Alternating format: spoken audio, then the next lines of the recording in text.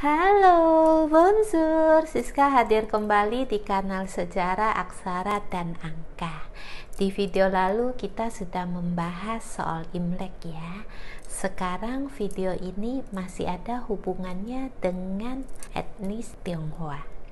Perang Kuning. Apa itu Perang Kuning? Simak terus video ini. Perang Kuning ini setahu Siska adalah perang terbesar yang dialami VOC Belanda di Indonesia. Maksudnya di Hindia Belanda karena Indonesia belum lahir waktu itu. Ini kan perang yang terjadi antara tahun 1741 sampai 1750. Kenapa disebut Perang Kuning? Karena aktor utamanya orang-orang berkulit kuning, yaitu keturunan Tionghoa. Ya, yang menarik, Perang Kuning sukses mempersatukan etnis Tionghoa Jawa termasuk kalangan santri demi menghadapi musuh bersama Belanda.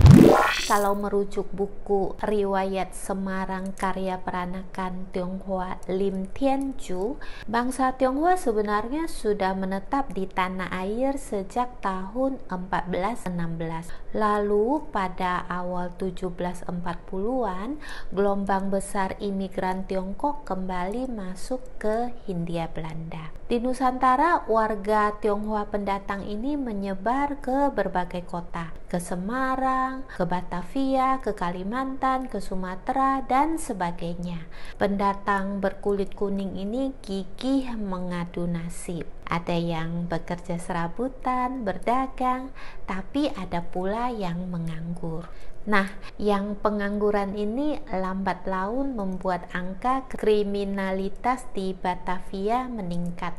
Sementara mereka yang berdagang tampaknya membuat bisnis VOC merasa tersaingi. Akhirnya VOC bersikap keras, bukan hanya mengenakan pajak yang tinggi kepada pendatang berkulit kuning itu, mereka juga menangkapi para imigran yang dicurigai tidak memiliki izin tetap. Kondisi di Batavia jadi kacau balau.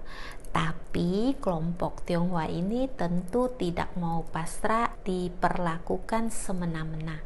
Di bawah pimpinan Kapitan Sepanjang, tokoh Tionghoa yang nama aslinya Zhou Panjiang, para pendatang ini mulai menyerang penjara-penjara tempat VOC mengurung kawan-kawan seperantauan mereka. Pihak VOC makin panas dengan tindakan itu. Senapan-senapan pun meletus. Akibatnya 7.000 sampai 10.000 kaum Tionghoa terbantai. Tragedi ini kemudian kita kenal dengan geger Pacinan. Orang-orang Tionghoa yang berhasil lolos dari tragedi itu segera mengungsi ya. Kebanyakan ke Lasem dan Semarang, Jawa Tengah. Kebetulan Adipati Lasem Raden Tumenggung Widyaningrat mengayomi para pengungsi itu. Widyaningrat ini nama Tionghoanya Oi Ingkiet ya. Beliau juga keturunan Tionghoa. Sehingga berdirilah perkampungan-perkampungan pengungsi di tepian sungai Kamandung, Pereng, dan Soditan. VOC tahu hal itu dan terus mengawasi warga berkulit kuning itu. Akhirnya pada tahun 1741 VOC mendirikan kantor dagang di Rembang dan Jepara dengan menunjuk Hanggebai Honggojoyo sebagai Adipati Rembang.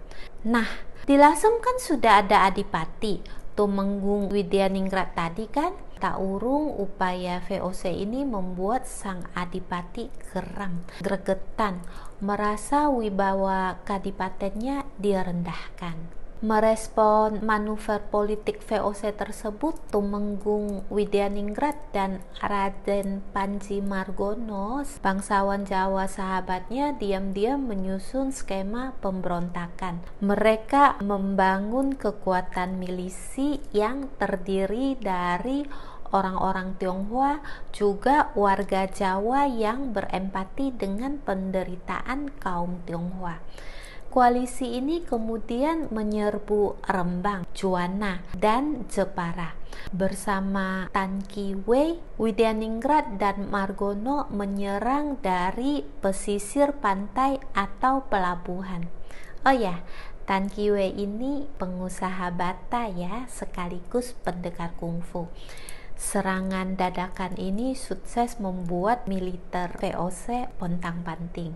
Pihak koalisi pun berhasil menguasai Rembang. Yes! Sasaran berikut koalisi ini adalah markas VOC di Juwana dan Jepara. Tapi karena kekuatan VOC di sana lebih kuat, Laskar Lasem dipecah jadi dua pasukan yang akan menyerang secara bersamaan. Taktik penyerangan dua sisi ini diharapkan membuat VOC makin kalang kabut. Laskar pertama di bawah komando Widyaningrat dan Margono menyerbu Juwana, sedangkan Laskar kedua di bawah pimpinan Tan Ki Wei menyerang Jepara. Di pelabuhan Juwana, tentara VOC dapat dikalahkan dan dipukul mundur sampai ke kota. Sesuai rencana, Laskar Lasem menjepit kota Juwana dari dua arah. Sayangnya VOC mendapat bantuan militer dari Semarang dan Tuban. VOC pun berhasil memukul mundur Laskar Lasem. Pasukan Tan Ki Wei di Jepara juga bernasib sama. Pertempuran hanya berlangsung di perairan sekitar Jepara.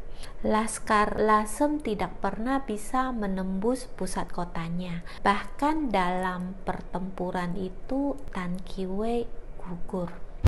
Di Lasem, Widyaningrat buru-buru membubarkan koalisi pasukan Tionghoa Jawa. Senjata-senjata segera disembunyikan. Semua harus tampak normal sebelum sang adipati keturunan Tionghoa itu berangkat ke Mataram untuk melaporkan kekacauan di Rembang, Juwana, dan Jepara. Dalam laporannya, sang adipati mengatakan bahwa rakyatnya tidak tahu apa-apa karena perang itu dilakukan oleh etnis Tionghoa yang tidak dikenal yang datang dari berbagai daerah.